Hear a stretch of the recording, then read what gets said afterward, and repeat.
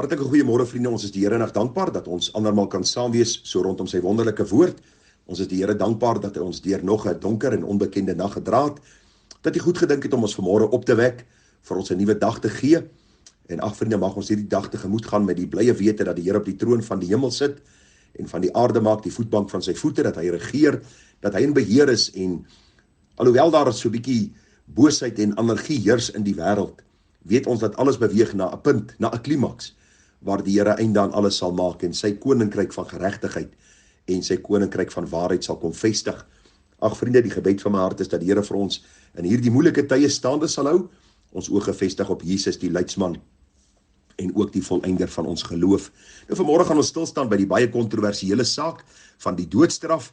Nou ag vriende, ons weet dat dit 'n vuurwarm onderwerp is en dat daar landswyd en ook wêreldwyd oor hierdie saak gedebatteer word. Daar is die kampvegters vir hierdie saak, dat doodstraf in lande ingebring moet word, en daar is nog sekere lande en dele in die wêreld waar doodstraf toegepas word, en dan is daar die klomp mense wat opstaan en beklei vir menseregte en sê dat doodstraf wreed is, dit is onmenslik en ons moet glad nie eens dink om doodstraf in die land se wetgewing in te skryf nie. Kom ons kyk na wat sê die Bybel. Ek dink dit is altyd belangrik dat kinders van die Here sal kant kies by God se woord, en dat ons sal sien wat sê die Here, en dan ook wat die Here tans van ons verwag, in 'n land waar die doodstraf dan nie geïmplementeer word nie.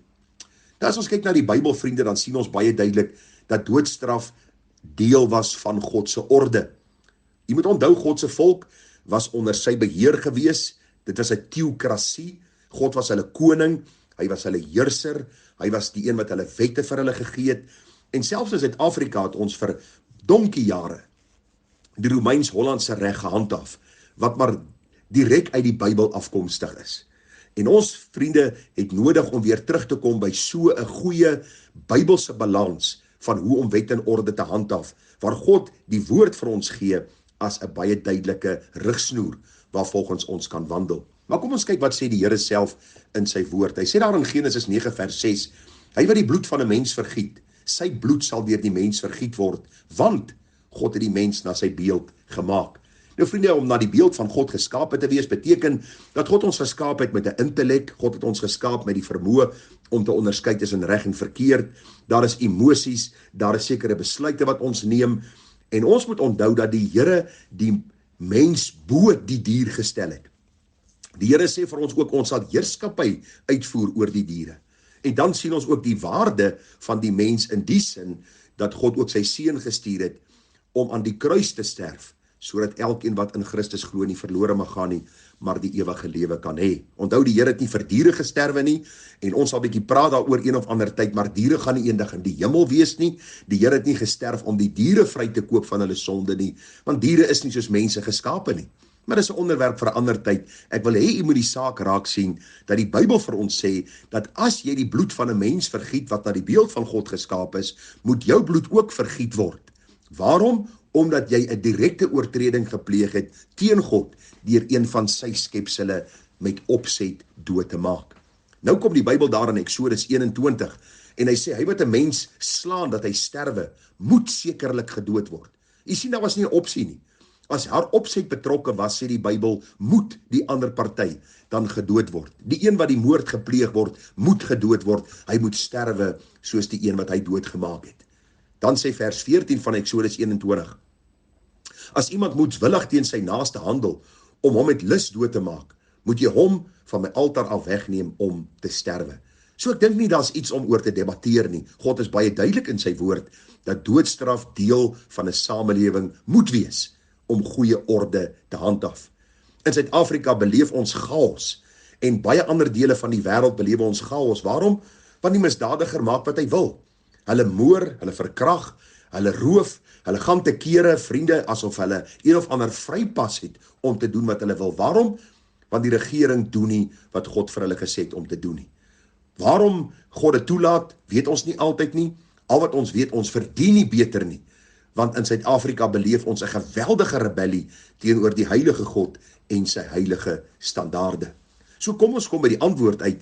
Doodstraf, vriende, is in die Bybel opgeteken, en die Bybel sê vir ons baie duidelik, dat wanneer iemand met opset 'n ander een doodmaak, moet hy self ook sterwe. In Suid-Afrika was dit vir baie jare gehandhaaf, dis opgeskort met die nuwe demokrasie waarin ons onsself bevind, en ons sien dat hierdie demokrasie absoluut uitloop op chaos. En ag vriende, bid ons die Here dat hy genadig en barmhartig sal wees. Nou is daar 'n vraag wat na vore gekom het is, nou het die Here nie hierdie doodstraf opgehef in die Nuwe Testament nie. Is die God van die Nuwe Testament dan nie 'n meer genadige God as die God van die Ou Testament nie? Ag, ek sukkel baie keer om 'n mooi antwoord te gee vir sulke dwaase vrae. Want u sien, die God van die Ou Testament is die God van die Nuwe Testament, is een en dieselfde God. Dis God drie-enig, Vader, Seun, Heilige Gees. Daar is nie twee gode nie. Daar is twee testamente. Waarom? Die Bybel leer vir ons die Ou Testament waar God sy volk as voorbeeld gebruik het en sy volk geroep het. In die Nuwe Testament is dit die kerk van die Here Jesus. Die kerk vervang nie die volk van die Here nie, maar ons leer ook dat ons in die genadeverbond dan as Christene sekere waarhede kan leer vanuit die handelinge van God met sy volk in die Ou Testament. So die Here het glad nie in die Nuwe Testament die doodstraf opgehef nie. So wat staan ons te doen? Moet ons nou mense wat ander vermoor begin doodmaak? En dis nou waar die antwoord inkom, vriende. Die Here sê vir ons moet ons onderwerp aan die regering wat hy aangestel het. En jy moet na my woordkeuse luister. God stel regerings aan en God stel regerings af. Hierdie pas afgelope verkiesing in ons land, al was daar hoeveel bedrog by hierdie verkiesing betrokke gewees, het God nog steeds bepaal en beskik dat die bepaalde party aan bewind is, en ons het nodig as kinders van die Here om God se wysheid te vertrou, te midde van en ten spyte van dinge wat deur hulle gedoen word. Want die Bybel sê vir ons, dat elke mens hom onderwerp aan die magte wat oor hom gestel is. Want daar is geen mag behalwe van God nie. En die wat daar is deur God ingestel, sodat hy wat hom teen die mag versit, die instelling van God weerstaan. En die wat dit weerstaan, sal hulle oordeel ontvang. Ons stem nie noodwendig altyd saam met wat ons regering doen nie. Maar vriende, ons weet verseker dat die Here ook op die regte tyd hulle sal oordeel vir hulle bose dade en vir die wanorde wat hulle saai in hierdie land. Want u sien, die aarde behoort aan die Here en die volheid daarvan. Elke mens op aarde het God geskape. Ons is nie die produk van evolusie of per abuis is ons hier nie. God het ons geskape. Die Bybel sê, hy het ons in ons moederskoot geweef. En vir elke boosheid sal ons verantwoording doen. En jy moet onthou, die uitstel van God se oordeel is nooit die afstel van God se oordeel nie. God kan ook genade bewys en bewys genade aan sondaars en selfs aan moordenaars. En ag vriende, hoe wonderlik om te sien dat die Here ook hierdie tipe mense red uit genade. Ja, hulle moet nog steeds verantwoording doen vir hulle verkeerde dade. Want onthou net een ding, as 'n moordenaar tot bekering kom, dan red die Here sy siel en die Here vergewe sy sonde, maar dit beteken nie dat hy op aarde maar net skotvry ander kant kan uitkom nie.